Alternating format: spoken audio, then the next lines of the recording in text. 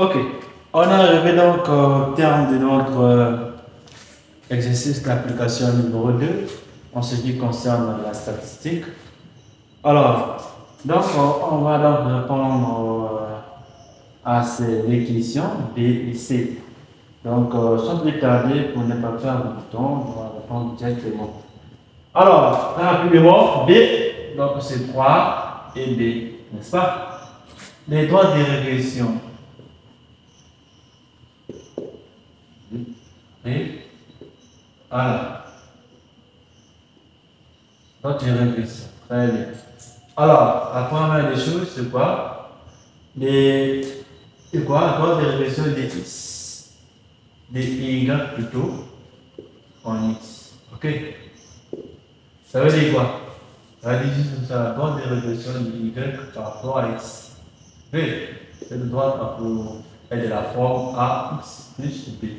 Maintenant, il faut déterminer le réel A et le réel B. Le réel A, la formule c'est quoi? A égale à quoi? Égale à covariance XY divisé par la variance de la variante qui est là. Ok? Ça dépend de la variante ici, de la variante la variante X. Et je vais remplacer, on a trouvé 1, combien? Non. On avait trouvé 1,61. Et la variance de X, c'est combien? La variance de X, c'est 12,10. Et on va prendre la tête du bloc pour déterminer ça. La tête du bloc. Je vais terminer ça donc je 1,61 divisé par 12, combien? 10. On trouve 0,13. 0,13, n'est-ce pas? Ok. Maintenant le B.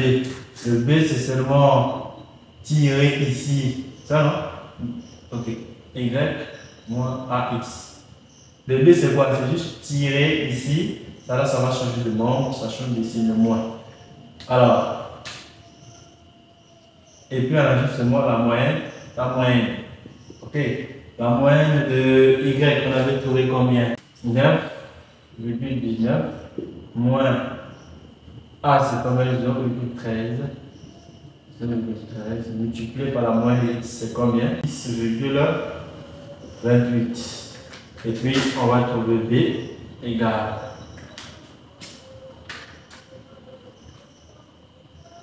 9,19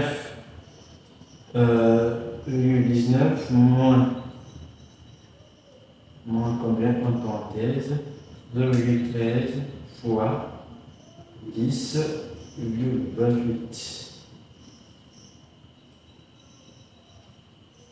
égale à 7. Je prends tout le nom avec 7,85. Ok, 36. Donc, je vais remplacer dans Y égale à 0,13. X, on remplace juste. Ça ne change pas. Ça va, non? X est là. Plus 7,85. 36. Voici la droite de régression. Cette droite de régression est très importante.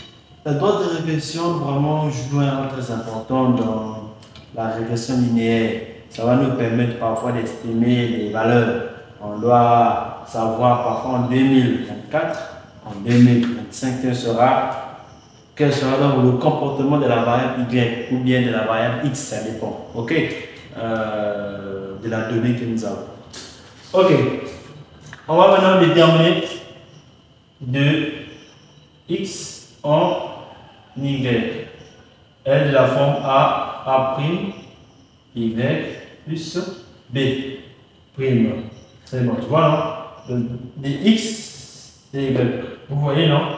Des X en Y. C'est maintenant, c'est, attendez, excusez, c'est comme ici. Des X par rapport à Y, c'est quoi? C'est X égale à A'Y plus B'.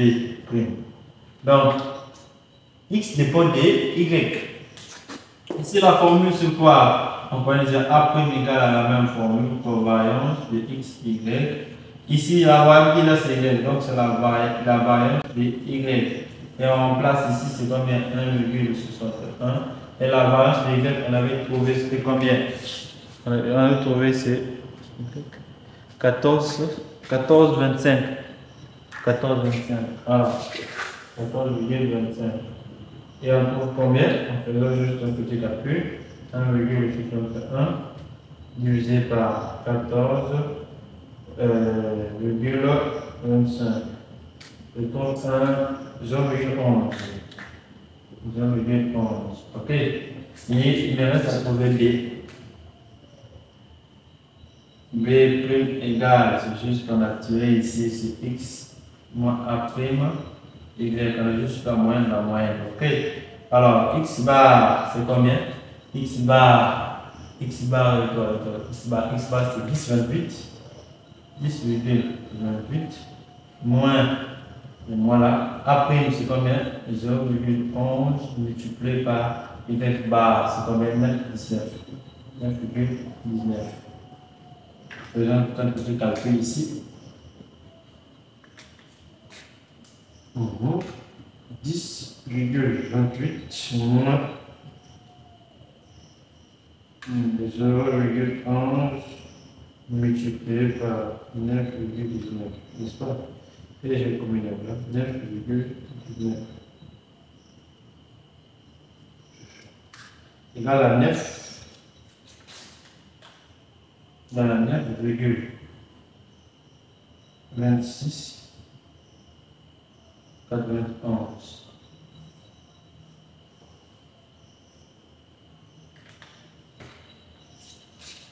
Alors, donc on va maintenant remplacer non plutôt la date en question. À droite, x par rapport à y, x égale à je vais remplacer A, c'est combien? 0,11 y. Le B, c'est 9,26 et 30.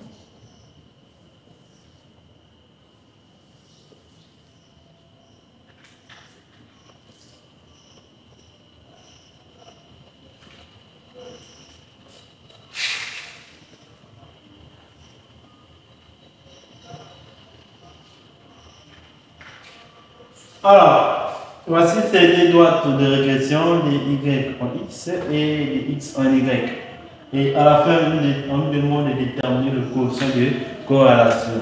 Donc, lorsque nous avons les deux équations, on ne peut plus faire la formule de coefficient de corrélation. On va juste déduire à travers les coefficients directeurs. Les coefficients directeurs de ces deux équations. Alors, c'est déterminant le coefficient de corrélation. Déterminant. Bon, pour gagner le temps, déterminant R. Ça veut dire coefficient de corrélation. Coefficient de corrélation, on va diviser ça à 5 de A par A'. Ok? Genre, à 5 de combien? A, c'est combien? 0,13. Multiplié par combien? Fois 0,11. Multiplié par 0,11. Par la racine. Donc, je trouve combien? 0,13 multiplié par 0,11 égale racine à la 0 combien? 11. Voilà, 0, 11. Ok. Non, 0,12. Ok. On va maintenant interpréter. Quand on calcule le coefficient de corrélation, il faut toujours interpréter, même si on n'a pas dit pour interpréter. Une fois que quand tu calcules le coefficient de corrélation, il faut donner une petite interprétation à travers les intervalles que j'avais donnés dans le cours. Donc ici, on constate que le coefficient de corrélation est seulement inférieur à 0,87, n'est-ce pas? Alors, lorsque le coefficient de corrélation est inférieur à 0,87, on dit quoi? Il y a faible corrélation. Il y a faible corrélation entre x et y, entre x et y. Ok. entre X et Y. Donc, les variables X et Y sont faiblement corrélées. Ça veut dire ça. Donc, ici, quand il y a faible corrélation, l'ajustement n'est pas justifié. Alors, on a fini avec l'exercice d'application numéro 2. J'espère que ça va vous aider à comprendre bel et bien la statistique et ses différents indicateurs liés à ces domaines. Donc, la statistique, c'est très simple. Surtout si ça vient cette année 2024 dans la composition du sujet d'examen. Vous allez voir que ça va vous aider avec mes exercices d'application. Ça va vous aider. Alors, merci de m'avoir suivi jusqu'à la fin. On se retrouve dans les prochaines vidéos. Là où on peut faire, là où on va traiter la fonction.